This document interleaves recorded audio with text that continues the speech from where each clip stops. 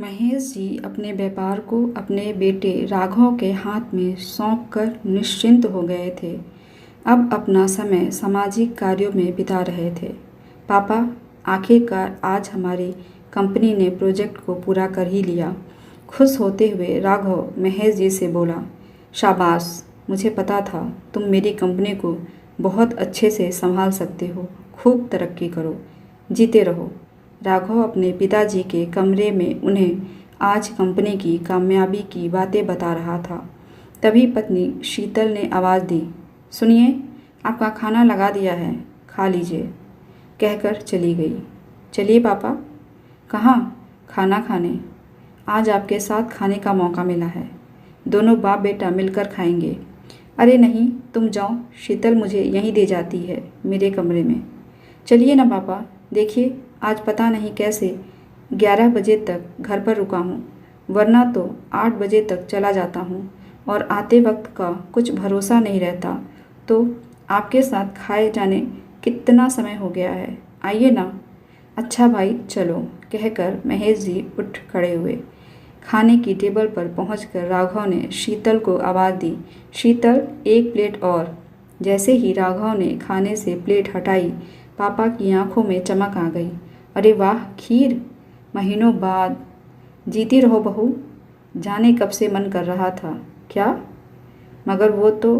राघव ने दूसरी प्लेट लाती हुई शीतल की ओर देखा तो वह मुंह बनाते हुए प्लेट रखकर चुपचाप निकल गई। लीजिए पापा, शुरू कीजिए। पापा बड़े शौक से खीर खा रहे थे। राघव ने अपनी प्लेट में से भी दूसरी कटोरी खीर पापा की प्लेट में रख दिया। अरे तुम भी तो खाओ, बहुत स्वादिष्ट बना है। तुम्हारी माँ अक्सर बनाती थी मेरे लिए, मगर उसके जाने के बाद कभी कभी बनाया करती थी बहू। अब तो महीनों बीत गए खाए। अरे तुमने अब तक शुरू नहीं किया? बस मन भर गया पापा, मुझे कुछ याद आ गया। आप खाइए, मैं अभी आया। अरे ऐसे नहीं उठकर जाते खाने से, एक और लो पहले, कहते हुए पापा ने जबरदस्ती राघव के मुंह में निवाला डाल दिया। कितना स्वादिष्ट बनाया है बहू ने। राघव उठा और अपने कमरे में चला गया। पीछे पीछे शीतल भी पहुंच गई। ये क्या है शीतल, तुम पापा को तो क्या हुआ? देखो, मेहनत सब तुम करो और वो यहाँ बैठकर हुक्म चलाएं। मुझसे नहीं होगा, समझे? और वैसे भी सब कुछ तो तुम्हारे नाम हो गया है, तो क्यों इतनी सेवा करना? शीतल जी तो चाहता है कि, मगर बेबस हूँ। पिताजी के दिए संस्कार मुझे किसी महिला पर हाथ उठाने की इजाज़त नहीं देते। छी, कितनी घटिया सोच है तुम्हारी। मैंने तुम्हें पहले भी समझाया था, मगर अब मुझे ही कुछ करना होगा, कहकर राघव तेजी से कपड़े बदलकर वहाँ से निकल गया। शीतल ने 2 घंटे बाद ऑफिस फ़ोन किया तो पता चला राघव आज ऑफिस गए ही नहीं। दोपहर से शाम हो गई और शाम से रात ढलने को थी, मगर राघव का कोई अता पता नहीं था। शीतल परेशान थी कि तभी राघव की गाड़ी की आवाज़ आई। शीतल दौड़कर बाहर पहुंची तो देखा शीतल के साथ एक युवा लड़की थी और एक आदमी। हैं, ये कौन है? हे भगवान, ये सब क्या है? राघव ने शीतल को अनदेखा करते हुए लड़की और उस आदमी सहित घर में प्रवेश किया। पापा, पापा। राघव, कहाँ था मेरे बच्चे?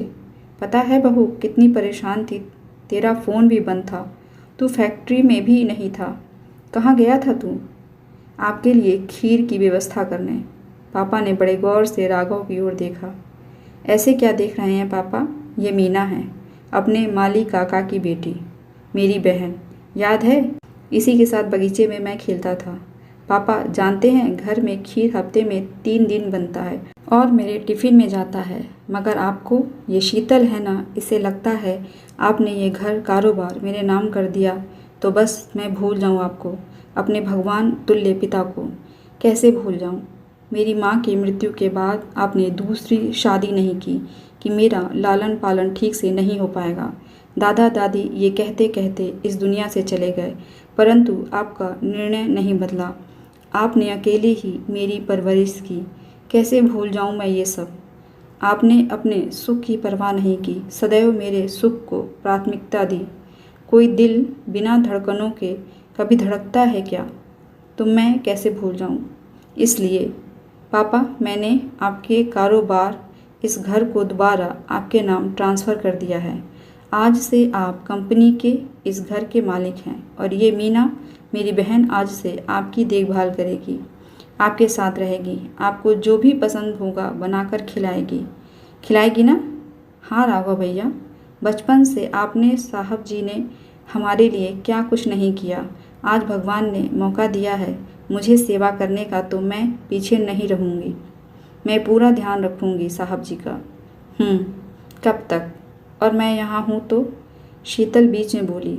गलत फहमी में मत रहो। आज से हम यहाँ इस घर में नहीं, सामने सर्वेंट क्वार्टर में रहेंगे और मीना अपनी शादी होने तक यहाँ इस घर में रहेगी पापा के साथ। और जब इसकी शादी हो जाएगी तो तब भी तो आखिर मेरी ही ज़रूरत पड़ेगी ना। जानती हो शीतल, हमारी कंपनी में 100 लोगों का एक परिवार है। उन 100 परिवार में से 50 से ज़्यादा लोगों के घरों में बेटी हैं। वो सब मेरी बहनें ही हैं। एक की विदाई के बाद दूसरी आएगी, दूसरी के बाद तीसरी। खैर, अपना सामान बांध लो, हमें अब ये घर छोड़ना है। पापा, मैं सामने ही हूँ, जब भी ज़रूरत लगे पुकार लीजिएगा। नहीं, मुझे माफ़ कर दीजिए, मुझे माफ़ कर दो।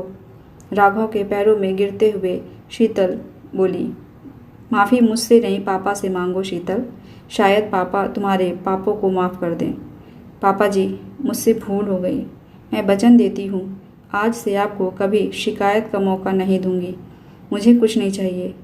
बेशक सब कुछ आप अपने पास रखिए, मगर मेरे अपराध की सज़ा के लिए इन्हें स्वयं से दूर न कीजिए।